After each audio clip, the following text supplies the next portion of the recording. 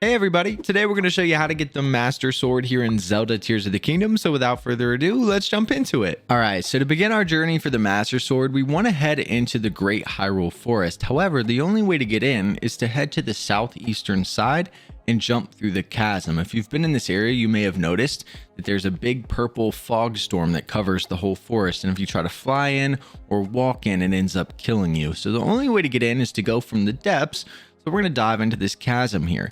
Now, when you get down here, we'll open up the map and show you. We want to go right into the middle of this forest where this light root is right here in the middle. If this is completely dark for you, you guys can see the direction that we're facing. We're just going to jump off the ledge here and fly toward the light root that's there in the back. If the entire area is dark for you, that light root will be viewable. So all you want to do is work your way toward that light root in that direction. And when you work this way, you won't run into too many enemies, but I will say when you get past these first initial trees and you find the gloom field, you will have gloom hands that spawn. So you need to make sure that you keep moving through this field here. You guys will see, I'll turn around and show you that there are a few of the gloom hands chasing me. And I get a little bit nervous because I run low on stamina and I don't want them to catch me. So I immediately jump up in one of these trees just to make sure they can't get to me. I get my stamina back and then I can jump off and glide away without issue. Now, as you get closer to the light root, you're going to notice this building that's kind of floating up here. This is going to have lights on it. So regardless of how dark it is for you, you will see this building. We're going to use this building to get up into the Great Hyrule Forest as we can ascend through this. And this is what's going to get us into the forest without dying. So we can come up here and ascend. If you haven't already hit this light root right here in front of us, I highly recommend that you go hit this and a couple others that are in the area. I believe there's 3 or 4 in this forest that are all pretty much viewable from this location. So it's very useful to go ahead and do that so that you can see what you're doing. But once you do that, we can ascend here. And once you're up top, we're going to have a shrine right here in front of us that you can go grab to use as a fast travel. And after doing that, we're going to be introduced to the Deku Tree. So this will be a little cutscene that happens as soon as you jump into the forest here. And then you can run over to the shrine and create a fast travel. But what we want to do is climb this root here. And right here at the circle in front of its face, we can speak with it. And it's going to tell us about its stomach hurting. So we need to go clear it up. So if we jump down right underneath us, you guys can see we have an opening to get inside of the tree. We're going to go all the way to the back where we're going to have another chasm that we can dive into. Now, I would prepare yourself before you go down here as we're going to have to fight some gloom hands, as well as another little enemy afterwards.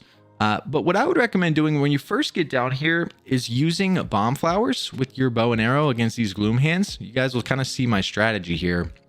I was able to hit the bomb flower without hurting myself. So make sure that you're shooting it from a distance if this is the strategy that you want to take. And then I'm going to get some height here so that I can jump down and fly to the other side. And that way I can just rip a bunch of bomb flowers over and over again. Because one thing that's really, really nice about these gloom hands is that when you hit them with the bomb flowers, they can't really move for a few seconds. So you'll notice here, all 4 of them are standing back there. And when I hit them, they're not really able to move. So I run away for a second, pull out another one. They're still just standing there. And I'm able to just keep ripping these bomb flowers over and over again until I eventually take all of them out. Now, once you take all of them out, you're going to have a surprise guest, boom, Phantom Ganon, who's going to show up. And you can honestly do the same strategy with him and it'll work fine. However, he doesn't get broken by the bomb flower. He's still able to move.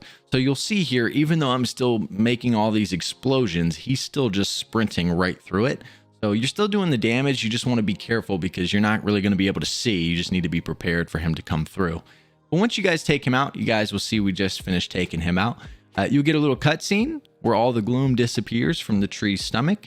And then we've got some little Koroks that come down and thank us and celebrate and say congratulations and so on and so forth. Call us a hero as we are.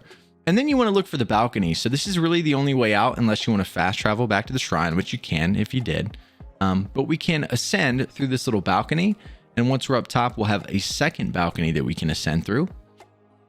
And then when you get to the top of this one, if you go in the little corridor here, we can ascend again for the 3rd time. And this is what's going to take you back up to where the face of the tree is. So we'll go ahead and ascend through that. And once we get up here to the top, we can go through the exit. And we're just going to work our way back up to that circle where we can interact with the tree. We'll go ahead and speak with him. and he'll congratulate us and thank us for clearing out his stomach. And this is where he's going to play a memory that I am not going to show in the video because I don't want to spoil it for those of you that just want to see the memory on your own. But once the memory is over, he's then going to show you the exact location of the Master Sword. And when it zooms in here, you guys will notice that the sword is moving, and that's because it's on a dragon. So we're going to show you exactly where to go so that you can get the sword. Now you want to head over to the Paquita Stonegrove Skyview Tower or the Ruined Skyview Tower on the northern side of your map. And you guys are going to see the exact ping for where this dragon is flying. For me, it's closer to the Skyview Tower on the right. So I'm going to go ahead and take this one. And when you fly up, this is going to be extremely hard to miss. As you can see directly below me, we have a massive dragon flying through the sky. And really, we can just dive right down to him and land on him.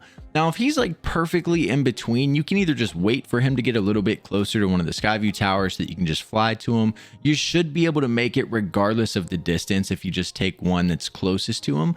But if you need to, you can land on one of the little sky islands in between and create yourself a little airplane so that you can fly over. But I do need to say that if you've made it this far, that's great. You're in a good position to be able to get the sword now. However, you are going to need 2 full rings of stamina. So you're going to need to go hard with your stamina because it's going to require 2 full rings of stamina to actually pull the sword from the dragon. Now, if you don't already have that, I would just recommend going and doing some shrines. You've already done the hard part. You've already got the dragon down low so you can reach it now. But yeah, make sure that you get two full rings of stamina so that you can pull the sword. You also want to land toward the back of the dragon so that you can run through him and loot him. If you hit his body with the sword, you can get some scales. And if you just kind of loot around his body, you'll find shards that are just kind of hanging out up here. So some cool stuff that you can find if you just take your time to actually loot the dragon. Again, make sure that you swing your sword at the dragon so that you can get some scales while you're at it. But as we slowly work our way to the front, another thing, be really careful while maneuvering on this thing. It's very possible to fall off. There was a couple times throughout this where I was really close to falling off and got lucky, and I was able to grab onto the side of them. But you guys can see here as we make our way to the front, we're going to find all kinds of shards that we can use for our weapons or any other cool things in the game. But we're going to collect everything that we can while we're here on top of them. And once we work our way to the front, we're going to jump on top of his head if we can get up there. And right over here on the front, you guys will see this sword. So all we need to do is interact with this. If you press A to grab, it's going to trigger this little cutscene and it's going to make the dragon go crazy. And we're going to have to hold A like we did at the beginning of the game to open up that door where it used a whole bunch of our hearts. Now we need to use 2 full rings of stamina while holding A to get this sword out of the dragon. So we'll go ahead and do that. And after you do that, it's going to trigger another little cutscene where the dragon flies into the heavens and you're actually able to remove the sword from the dragon, which is pretty awesome. But this is how you're going to be able to get the Master Sword here in Zelda Tears of the Kingdom. If you guys have any other questions on how to get this done, make sure to leave them down in the comment section below, and we'll see you guys in the next video.